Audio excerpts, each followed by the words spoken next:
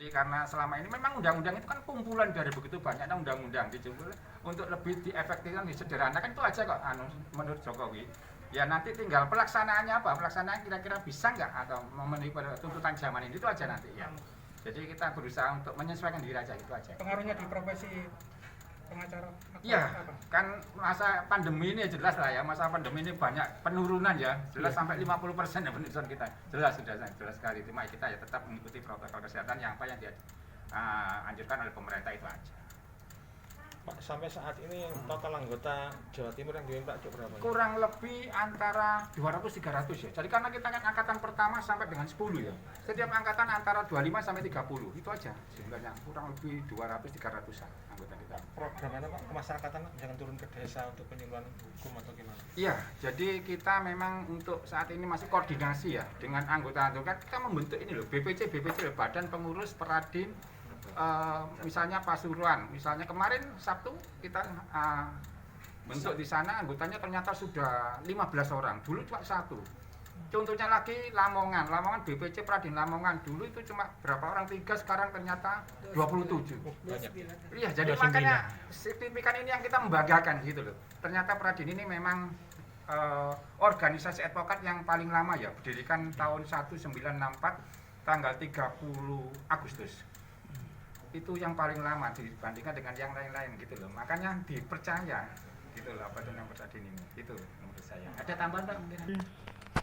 Saya berharap dengan dibukanya BP Pradin Jawa Timur ini itu menjadi cikal bakal untuk daerah-daerah lain juga segera membuka pendidikan supaya kita bisa mencetak advokat yang berkualitas dari Pradin ini.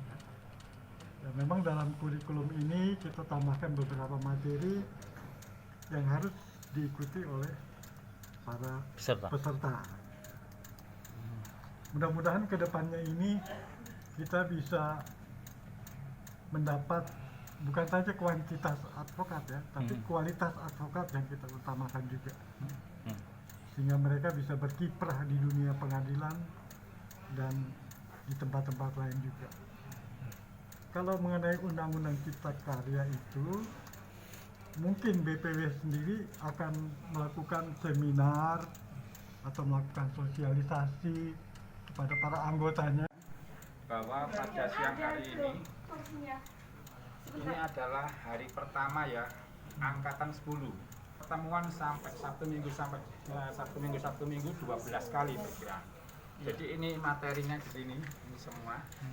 Mulai dari sejarah organisasi advokat dan kode etik advokat, hukum acara perdata, hukum acara pidana, profesional dalam proses penyelidikan dan penyidikan tindak pidana, implementasi hukum Islam, teknik wawancara, manajemen kantor advokat, hukum acara tata usaha negara, hukum acara Mahkamah Konstitusi, mekanisme gugatan sederhana, e-litigasi, ekot, dan era terang, hukum acara pengadilan hubungan industrial, mekanisme pra-peradilan, hukum tindak acara korupsi. Nanti ada satu lagi dari Ketua Umum kita, Dr. Firman Wijaya, mengisi arbitrase.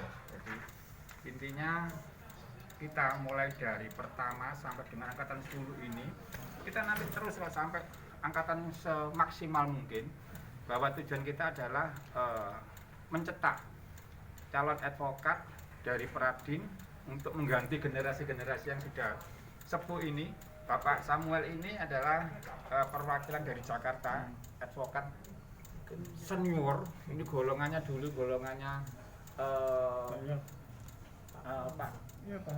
Pak Haryono ya, jadi sama Usi Akalibis dulu Pak ya golongannya. Malah lebih di bawah. Oh di bawah malah. Ya.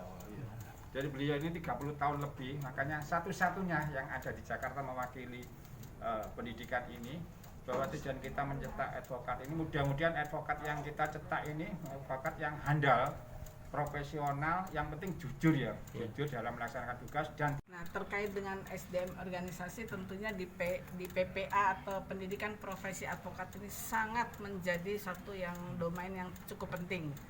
Salah satu panglimanya untuk mencetak advokat yang memadai, yang kompetensi, punya kemampuan mengimplementasi, punya kemampuan menerapkan, punya kemampuan untuk melihat situasi di lapangan ya salah satunya dengan melalui pendidikan PPA ini. Nah, SDM-nya adalah kemampuan setiap advokat sesuai dengan kode etik yang diajarkan, sesuai dengan materi-materi semua yang diajarkan, harus menguasai secara teori maupun secara implementatif. Artinya mampu menerapkan di lapangan semua aturan-aturan, semua teori-teori yang diajarkan untuk menjadi seorang advokat.